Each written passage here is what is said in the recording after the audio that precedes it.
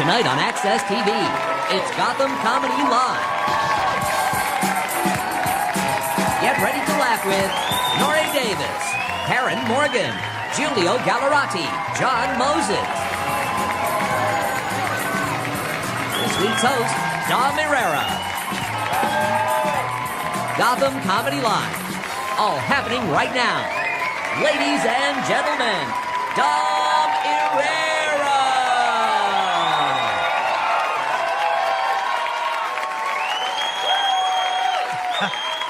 Hi, hello, oy vey. I'm Dom Irrera. Welcome to Gotham Comedy Live. How are you?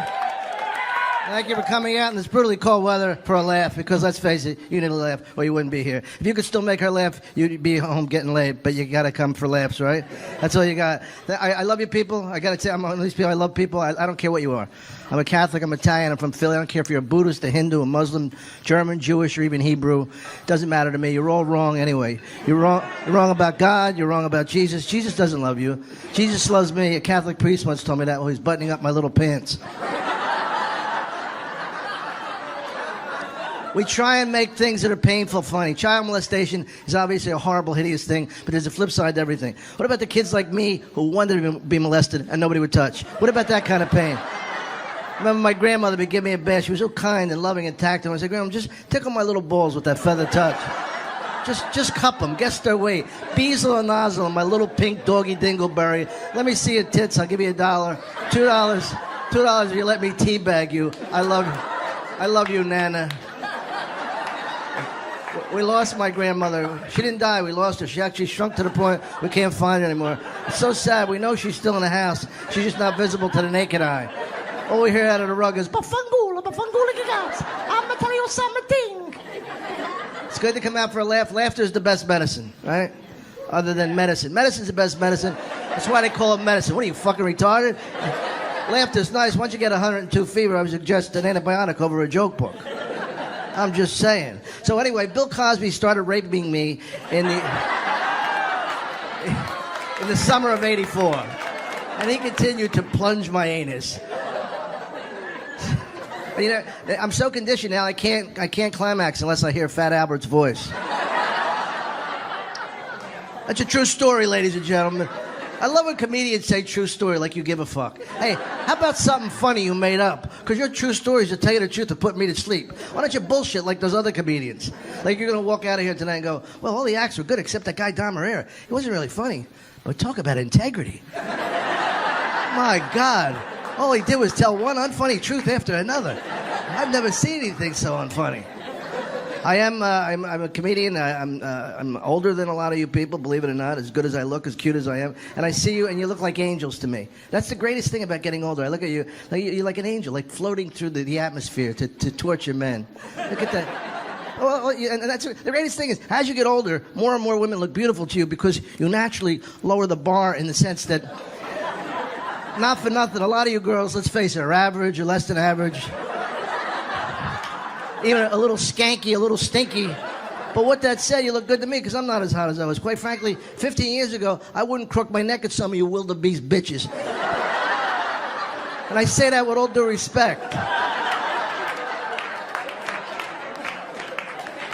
I don't even care about a woman's face anymore. All I care about is the body. She could have the head of a goat.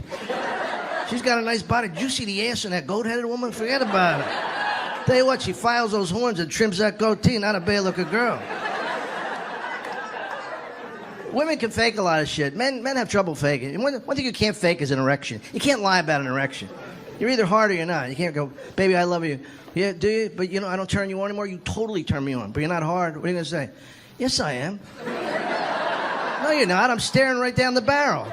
No, babe, I'm hard. You're just looking at it from the right angle. Go over there and take a gander at that rock tube of love. We always protect our girls, right? The thing is, we got to protect the girls. We don't give a fuck about the boys. They go out, they get drugged, somebody blows them on the count. Nobody gives a shit. We protect our girls. You never hear a father bragging about his daughter's sexual prowess. You hear it up there? That's my daughter taking on 10 guys. Listen to her screaming in the night like a wild banshee. I'm telling you, that kid always loved cock. She always loved cock. She's always had men lined up around the block, guys tag teaming her from behind. high-fiving over a jizz-filled back, dropping loads in her ear so she can't hear what they're saying. What can I tell you, huh? She's just like her mother, that kid. She's like her mother and her grandmother before her. God rest her stretched out gray cobweb twat of love. Are you up there, Granny? Can you hear me? Grandmom died, but she's in a better place. Isn't that the biggest bullshit in life? Better place. How do we know what happens after we die? You know what a better place is for sure? Maui. Maui's a better place. You been to Hawaii? Anybody ever been to Hawaii? No matter, it's so beautiful. It's so enchanted. No matter what happens, people don't even listen to you. Hey, man, how you doing? I just got back from Hawaii. Broke my leg in 4 places, surfboard. My wife got bit in the ass by a shark. We lost a little puppy in a volcano. You should have seen him waving his unknowing paw as he spiraled into the abyss. Really? You were in Hawaii? Cool. Thank you for that partial applause break. I don't go for the whole crowd. I like little spins and smathers of people laughing. There's a beautiful Asian woman. Beautiful Asian woman. I've never been with an Asian woman for free, but let me tell you something. Give me a little of this, a little of that. Yeah. You know, I know I'm getting close to the end of my life. I don't look good. Let's face it, I don't look good. I know. I figure. I looked in the mirror. And I figure, if I work out, if I stretch, if I eat right, maybe I got a month and a half, maximum. But I try. You know, it's like I said, I'm trying to gain weight. Right? I got to gain weight. It's hard, you know. I fall asleep eating with the pizza on my chest.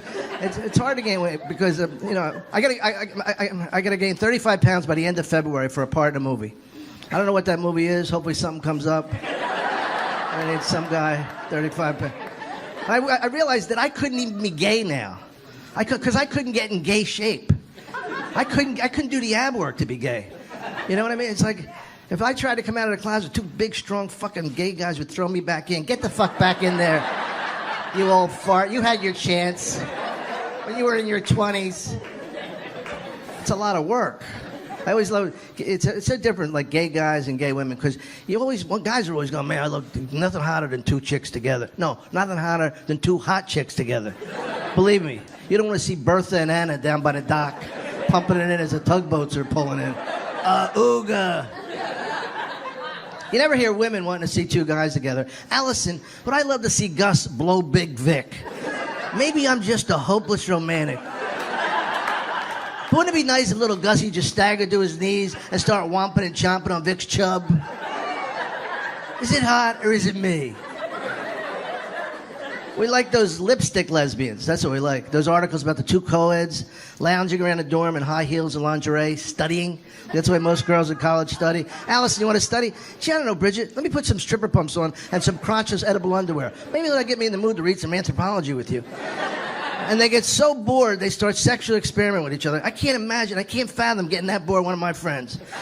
I gotta tell you, George, this game sucks, man. 48-0 halftime, I'm bored. But I got an idea. Georgie boy. Don't you worry, I'll drive you home. You won't be able to walk anyway when I get done. Guys, we have a great show for you tonight. We have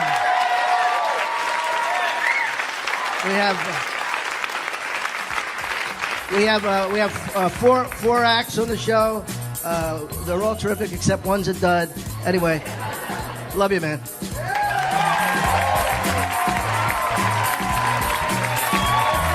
Stay tuned for more laughs on Access TV, live from the Gotham Comedy Club in New York City. Nori Davis is taking the stage when we return.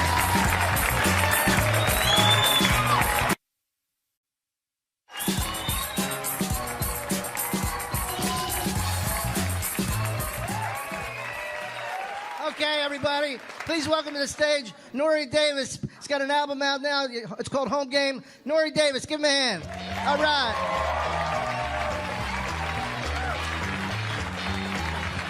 Yeah, turn up, turn up, turn up, turn up, turn up, turn up, turn up, turn up, turn up. You're still clapping. Thank you, yo. Thank you, thank you. How you guys doing? Doing good? That's what's up, man. Good, good. I'm feeling all right, man. Going through a breakup, man. Shit fucking sucks. Yeah, but it's all right. It was me. It was I fucked up. Cause I got like commitment. I'm scared. Like I see like couples right there, like y'all on each other, like that's cute.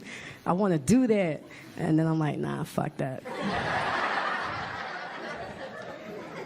I tried, man. And it's so hard that you break up, then you try to get back with the girl, and then she don't want to get back with you. That's the worst right there. And breakups, I think breakups are worse for guys than ladies, because ladies got girlfriends. You know what I'm saying? Those y'all Ninja Turtles. You know what I'm saying? Donnie, Ralph, Leo, Mike, they got your back. You could just start crying. I fucking hate him. I hope he fucking dies. I swear. And your girl comes in like, look, stop crying, girl. We gonna go out. We gonna get some drinks. Matter of fact, I'm gonna get my bitch-ass boyfriend to drive us. We gonna use all his gas. Y'all my power circle. Let's take an Instagram pic. Y'all got that, man. You can't talk to your boys over a girl that you love and lost and trying to get back. They don't take you serious. Like, yo, man, I love her, man. How could I get her back? Your boy look you right in your eye and go, word. You know what you need? More bitches. Yeah, we going to a strip club. Let's go. Sit there. Get a lap dance. Now you're in the strip club getting a lap dance crying. I ain't want this. I ain't want this, man. Yo, stop crying, man. You're getting tears down the crack of her ass. Stop it. What's wrong with you? Okay, I'm sorry. Make it rain. Are you crying on her booty? It's so soft. It's the worst. That was me, man. My boys left me in the strip club. They left me in there for a couple months, seriously. They never came and got me. I was pissed the fuck off. But your boys always come through for you when you about to do something stupid, right? Hey, yo, man, wait, what are you doing? Is that the stripper from the club? You gonna bring her in your house on Thanksgiving and introduce her to your mama? You got glitter all over your face. Do you even know her fucking name? Sprinkles, man. I love Sprinkles. You gonna bring Sprinkles in your house on Thanksgiving, introduce your... I should slap the shit out of you. Are you serious? Are y'all even on a committed relationship? Are y'all even having sex? Well, I can't afford that right now, but we're gonna work out a plan. Everything be all right. And it's hard to get out of that mode. I was in that mode for a little bit. Guys go through this mode. Women do too, but it's the worst. Guys go through this mode called zombie dick. That's when you can't meet nobody else. You can't get out of that fun. That's when your dick is not connected to your heart or your head. You know what I'm saying? Girls like, hey, you're cute. You...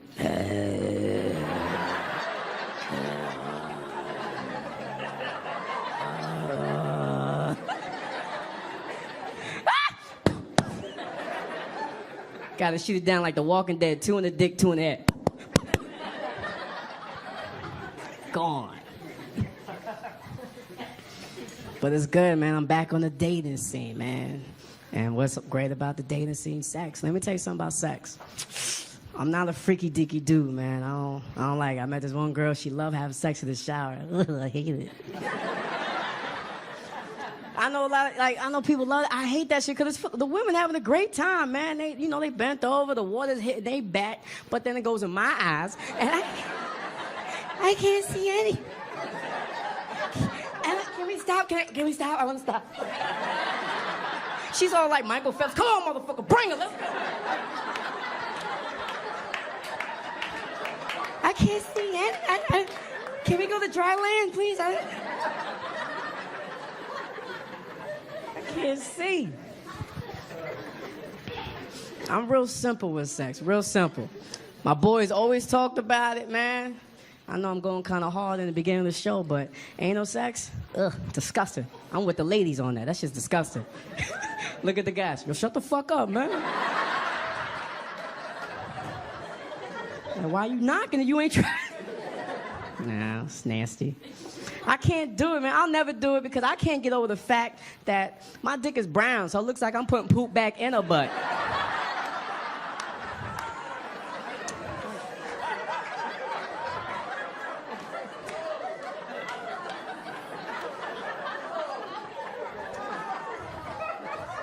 I'm not shit. I'm a man. And you want this doo-doo dick? I'm not giving you doo-doo dick. Don't do it. It's real good, man.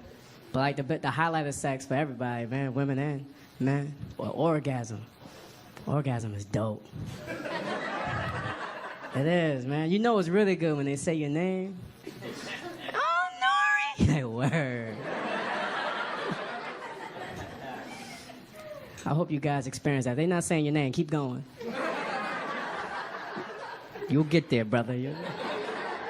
But like, you understand the feeling when they say your name, right? That's the equivalent. When you hear they say your name during sex, you just want to get off top of her and then just start walking in slow motion.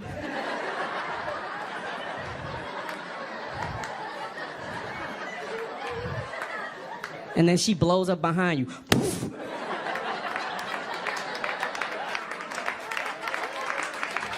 Go on, man. It's a wrap. It's over. What happened to your girl? She blew up, man. I gotta get another one. You know me, baby. Blowing up bitches.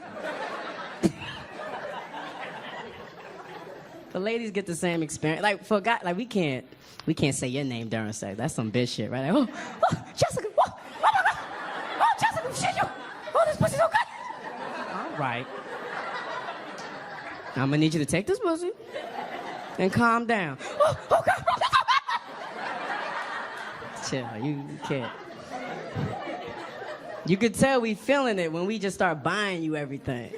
You come home, you got a new HD TV. You got HBO Go for no reason. We got you Amazon Prime and Netflix. This is all for you, baby. You doing your thing like, oh, really? Oh, my God. I didn't ask for none of this. Oh, but you know. And then that's when she starts walking in slow motion. And our bank account blows up behind her. Oh, my pussy made it rain. Thank you. You guys are dope, man. I'm Nori Davis, man. Thank you guys so much, man. Yo, get that home game, baby. Stay tuned for more laughs on Access TV, live from the Gotham Comedy Club in New York City. Karen Morgan is taking the stage when we return.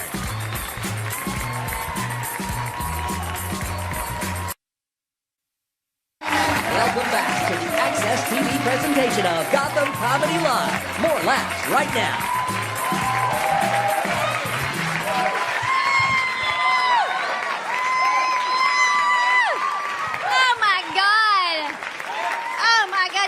Awesome. Y'all are awesome.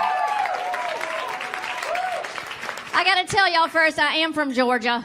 Y'all may be able to tell. When I go out to supper with my mother, she will order a Coke to drink. And if the person says, I'm sorry, we don't have Coke products, is Pepsi okay? Instead of suffering through 18 ounces of Pepsi like the rest of us, my mother will explain that Pepsi is made in New Jersey by Yankees. Coca-Cola is made in Atlanta by God. Coca-Cola comes in a red can. I vote in a red state. Pepsi comes in a can that looks a whole lot like President Barack Obama's campaign symbol, if you asked me. So no, Pepsi is not okay. Do you have alcohol? Just bring me a Jack and Coke and just hold the damn Coke. So I went to y'all's crazy Whole Foods here. Oh, my God, I got laws. You can't get out of that place. They won't let you out of it. The little girl at the checkout line, they have a new marketing campaign that collard greens are the new kale. I said, well, my family puts collard greens in bacon grease until they oink and they no longer resemble a vegetable. She said, I don't know what you're saying to me. I'm vegan. I made her cry. Sad little vegan girl. I recently went to my very first Civil War reenactment. That's a good time. And because it was my first one, I wanted to find out what was going to happen. So I walked over to some of the guys in the gray uniforms. I said, so, how's it going to go today?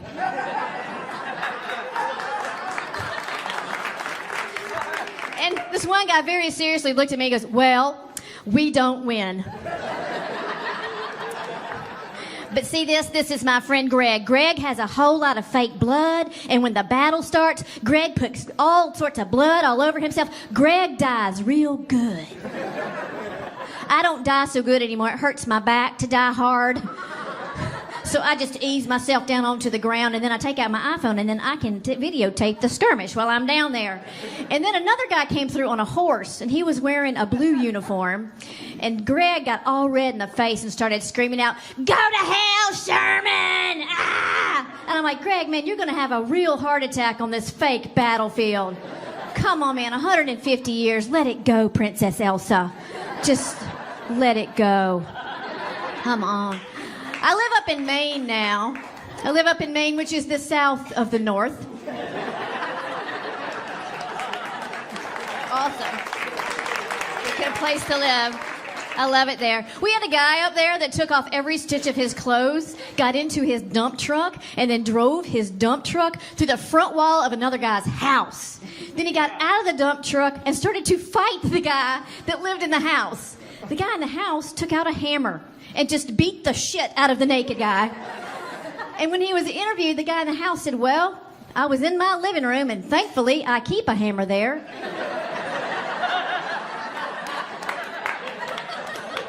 Just for this kind of situation. Like, he went to the hardware store and said, "I am looking for a tool for if I'm in my living room watching the Patriots game and a dump truck comes to the front of my house and then a naked guy high on drugs gets out and starts to fight me. What kind of tool do you think I should buy for that?" And they said, "Oh, that would be a Stanley No. 10 ball-peen hammer. I'll 6. Good luck to you." I travel. My travel tip is if you ever lose your luggage when traveling, you want it to happen in Charlotte, North Carolina. Because in Charlotte at the airport, they have a guy that works in the lost your luggage office whose name is Carlton. And Carlton just loves luggage. I went in there and he said, "Can I help you?" I said, "I've lost my luggage." He said, "Do you have your baggage claim check?" I said, "Yes." He goes, "Let's look it up in the computer." Okay. And then he looked something up on the computer and he said, "Miss Morgan, it says here, your bag was scanned onto the plane, but not off of the plane." "Carlton, what does that mean?" "It means it's lost." I was like, "Okay, what do we do now? Like, what's the next step?" He goes, "You know what? They're unloading another plane right now. Maybe your bag is on that one." "Carlton, where's that plane coming from?" "Chicago." I said, "I just came from Portland, Maine. I don't think my bag's going to be on a plane from Chicago." And then he said to me, and I quote, "Crazier things have happened here at United Airlines."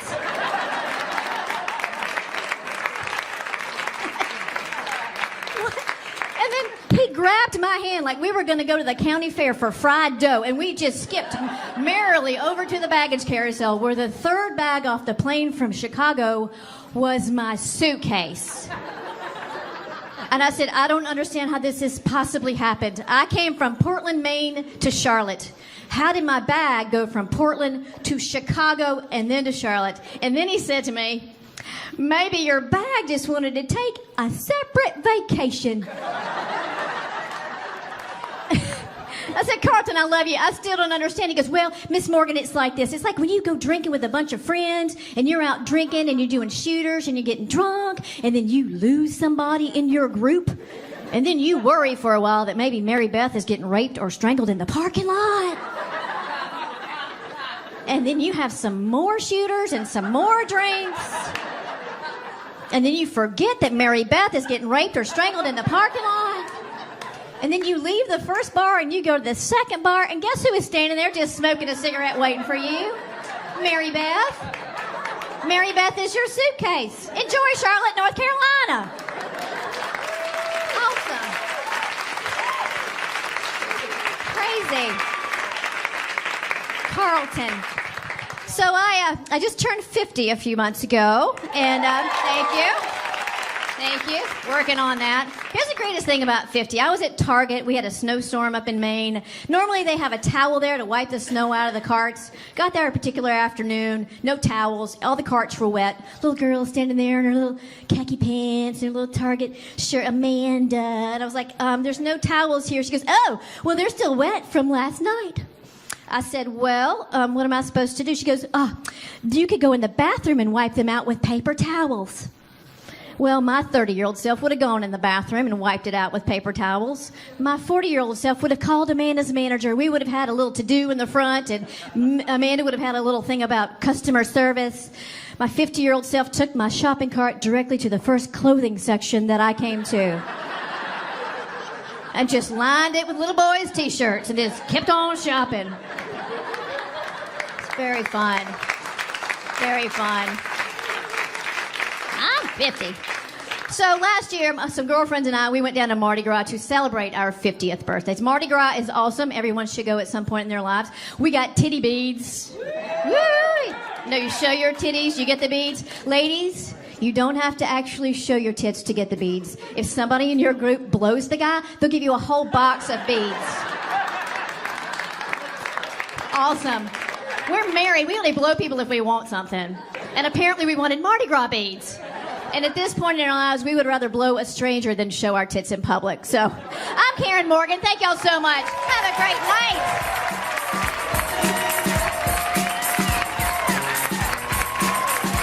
Stay tuned for more laughs on Access TV. Live from the Gotham Comedy Club in New York City. Giulio Gallerati is taking the stage when we return.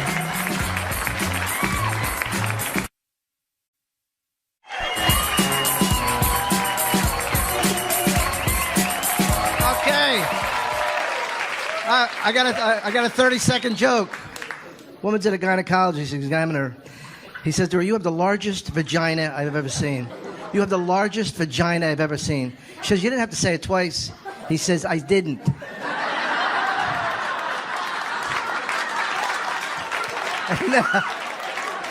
And now for his TV debut, Giulio Gallerati. Giulio. Give Giulio a hand.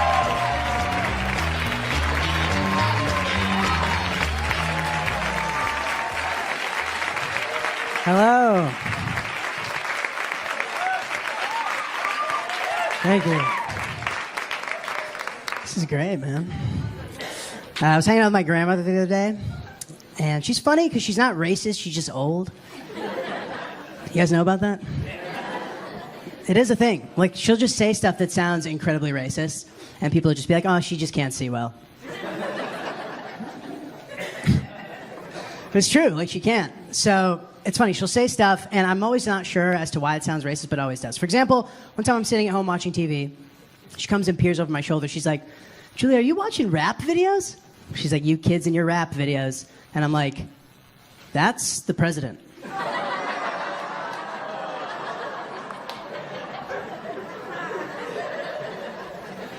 And she's just like, oh, very funny, and just leaves the room. So it was never resolved. So I was like, all right, maybe she just couldn't see it, or like maybe she forgot Obama was the president. But she definitely remembered that encounter because since then, every time I've introduced her to a black person, she's like, oh, let me guess, this is the president too?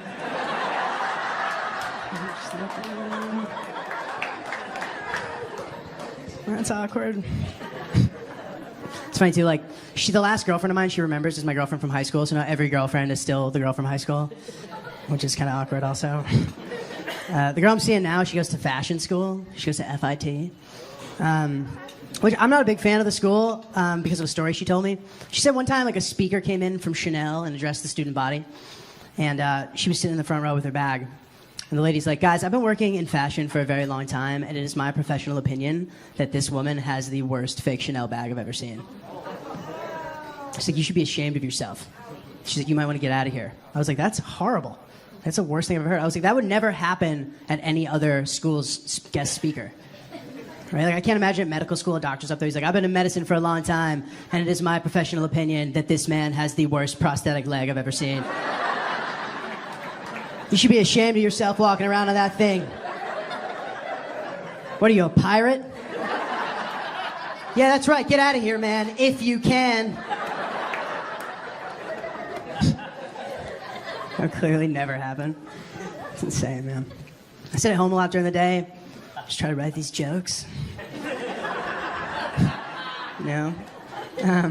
So I leave the news on in the background, and like lately the news is just really stressing me out because I don't know if you ever watch CNN, but they only show like commentators, like they don't really cut to like the field that often. So it's just like Wolf Blitzer, like from this close, yelling stressful things about like a death count of children.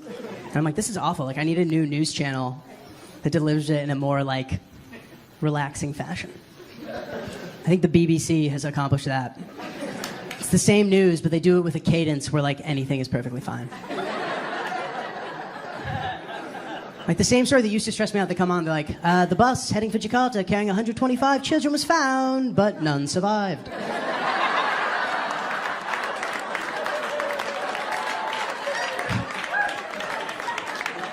I'm just like, all right.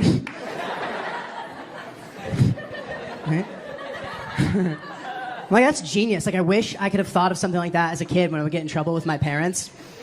Like some smooth delivery. My parents like, Julio, we saw your report card. What happened? And I'm like, it was going really well, but then I failed every class.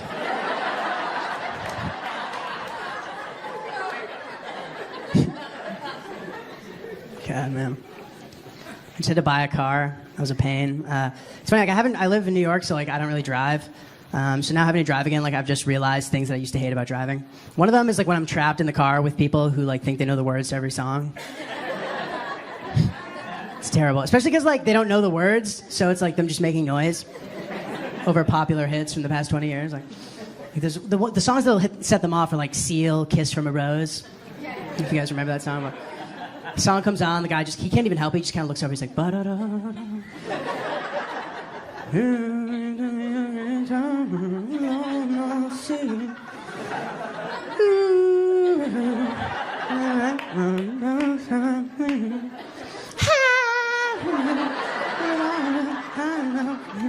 But did you know? I'm like, you need to stop, Dick.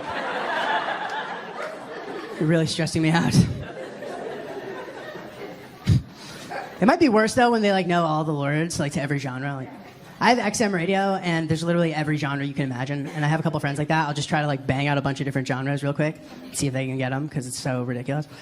Like it could be like 90s alternative rock, hip hop, reggaeton, like the Disney Channel, and they're just nailing them. I just keep changing the channel. I'm like, really? It's like Dave Matthews something's crazy. I'm thinking, just knowing that the world. 1, 2, 3 into the foe. Snoop Doggy Dogg and Dr. Dre is at the top, ready to make him.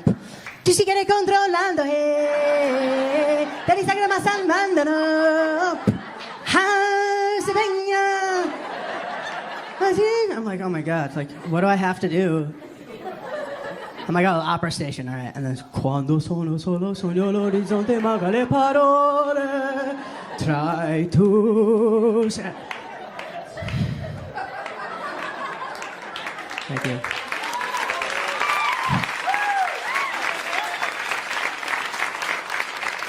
If you guys didn't realize this already, like that person is me. I hate myself, man. So embarrassing. So I had to buy a car. It's annoying at this point in life. Like I've now realized how important money is, and like I didn't when I was a kid. And I know that very specifically through like dumb things. Like this game I play with my friends, the game where you're like, hey man, like how much would it cost for you to do this? Like, it's always something stupid that no one would ever pay you to do. It's the typical one, you'll see some like creepy guy across the street, they'll be like, hey man, like, would you blow that dude for $1 million? And when I was 15, I was like, no, it's disgusting. But like, as I've gotten older, I've become much more reasonable. I would definitely do that for $1 million. Like, realistically, I'd probably do it for much less. Like, let's be honest here. I think about it, it's like, all right, I do stuff that I hate for $50 an hour. I'm thinking, even if I'm really bad at that, like, I could still finish the dude off in like an hour. And now I make $1 million an hour. Like, I'm the highest paid hourly worker in the world. My friend's like, dude, what do you do for a living? I'm like, oh, I'm retired. I used to earn a great hourly wage. I literally like fantasize about this happening. Like I picture some weird dude crossing the street with a suitcase and be like, for $1 million, man, you want to do this? And I would be so excited. Like I would do anything to try to get the job. I'd be like, sir, if you give me this job, I will blow you and all of your friends. I'm willing to go above and beyond the call of duty to secure this position. It's stupid too because nobody would ever pay somebody $1 million to do that. And my friends talk about it like it's really serious. They're like, well, does my girlfriend have to know?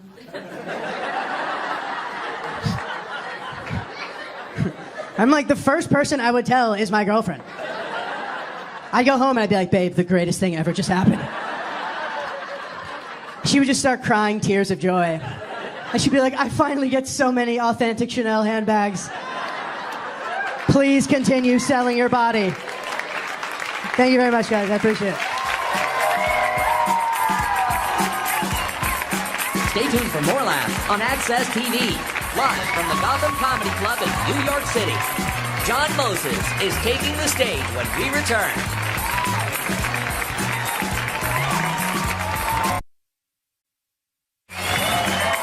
Welcome back to the Access TV presentation of Gotham Comedy Live. More laughs happening right now. His second time on Gotham. Give him a big hand, John Moses.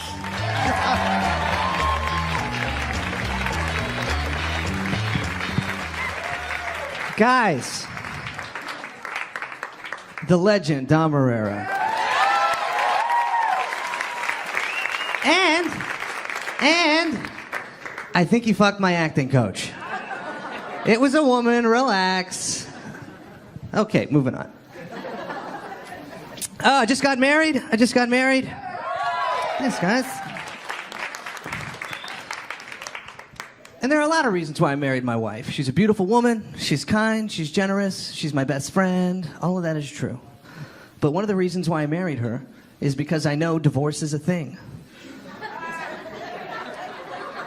I don't know if I'm going to be able to live with her for the rest of my life, but I do know that I don't have to. I was up there and the Reverend was saying, do you take this woman to be your lawful wedded wife through sickness and through health? And I was like, yeah. He goes, and now for the ring, and the ring is a symbol of eternal love. There is no beginning and no end. It just goes on and on and on. And I was like, listen, this is nice and sanctimonious and everything, but my divorced parents are sitting right there. You see that tired, broken down old man that kind of has my face? That's my father. You see the black woman holding his hand? Not my biological mother. That's not her. That's my mom at the other end of the pew, the one with the whiskey bottle poking out of her purse. Which is alarming because it's an open bar, but here we are. I'm a product of divorce. That's what I know. Everybody in my family that's ever been married has been divorced at least once.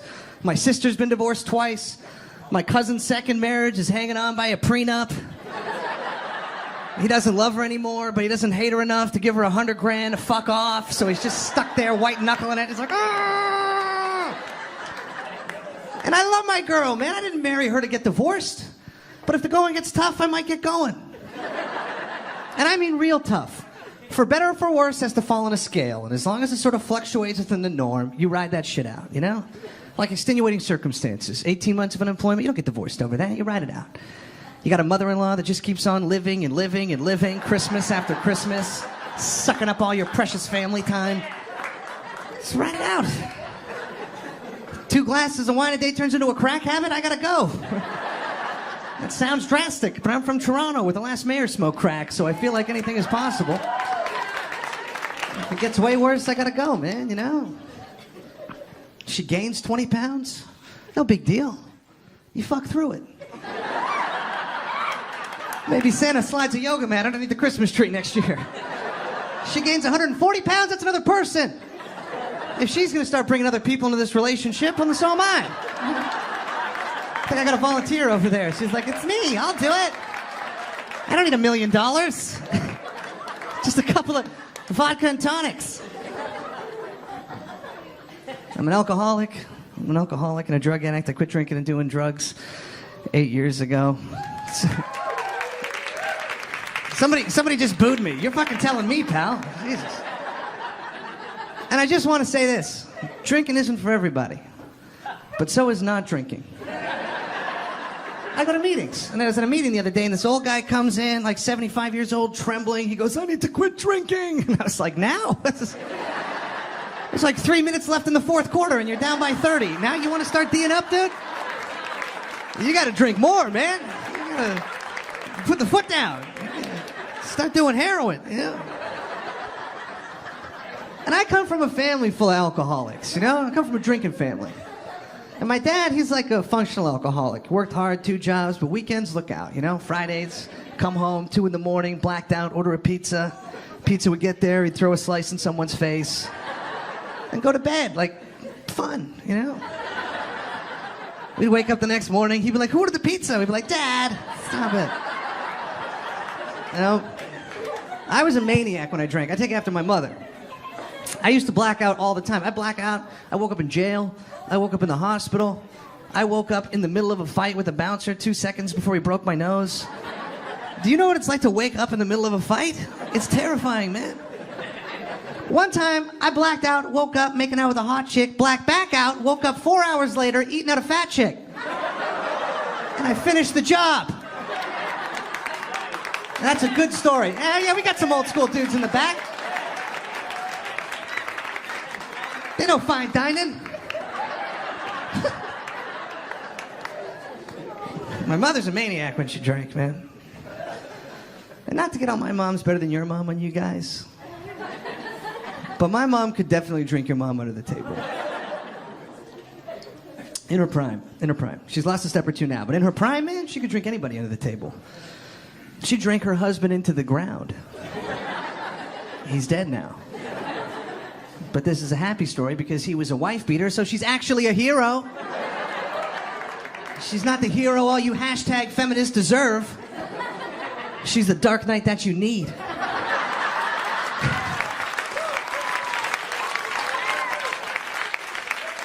"50 years old.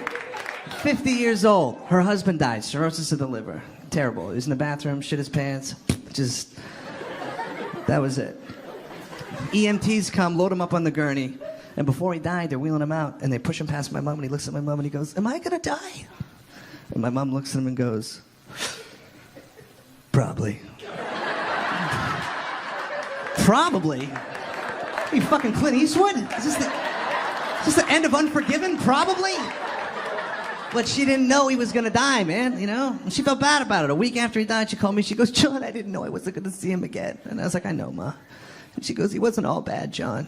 I go, Mom, if it makes you feel any better, I thought it was hilarious. And she laughed a little bit. 2 months later, she found out he stopped paying on his life insurance policy 5 months before he died. All that sentimental shit was right out the window. She was like, that fucking weasel! Oh, he got me. He got me. And they hated each other. They really hated each other. The last 8 years of that marriage, they just fucking hated each other. You know, they were like shut-ins. They were just sitting and drinking each other because they didn't want to embarrass each other outside in the real world, you know? And abusive? Oh, man, he was an abusive little rascal. But she would say some crazy shit. She would say some crazy, crazy shit. I remember one time we were all over there at Christmas time drinking like a family. Me, my brother, my mother, and her husband. And for the first hour and a half, it's Christmas. Everything's great, you know? First 4 drinks, my mom's all jovial. It's like, oh, son, honey, do you need something to eat? You look thin. Come on, you know, get a little more in you. And somewhere between that 4th and 5th drink, like a light switch flipped, you know? The possession began. Her voice dropped a couple of octaves. It's like, ugh. And she looked down at the end of the table at her husband and she went, I can't remember the last time you touched me, you limp dick faggot. Not a direct quote. I'm paraphrasing a little bit, but the words limp dick and faggot were definitely in there. Like, how do you tell your mom she's got to work on her pillow talk at Christmas, right? It's like... Now, I'm a dude that's of the mind that a man should never hit a woman, right? And of course, like I feel stupid even saying it, but it's the setup. So, especially when that woman is my mother. But ladies, you have to realize, if you say something as crazy as I can't remember the last time you touched me, you limp dick faggot, the odds of you getting hit goes up exponentially. You throw a little Bacardi on that fire, it's even money, right? That's why when I saw that Ray Rice video, I was like, I gotta hear some audio before I can pass any final judgment. No, is he 99% at fault? 85? I want to know, you know? And I told my mom, I was like, she would call, he's killing me. And we'd send the cops, and she'd send the fucking cops away. And I'd be like, Mom, what are you doing? Just leave. And she goes, what am I supposed to do? Get a job. No, I'm telling you, my mom would rather get hit one day a week than have to suit up and go to work for 5. She's like, well, Sundays are rough, but I get to sleep in Monday mornings, so it's all good. Guys, I had so much fun, man. My name is John Moses. Thank you very much.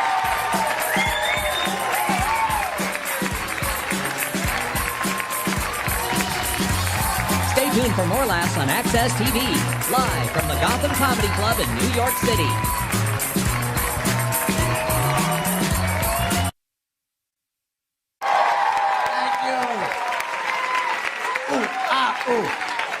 Thank you. I love you. You're beautiful. What do you call a dog with no legs? Nothing. No matter what you call him, he ain't coming. Fuck.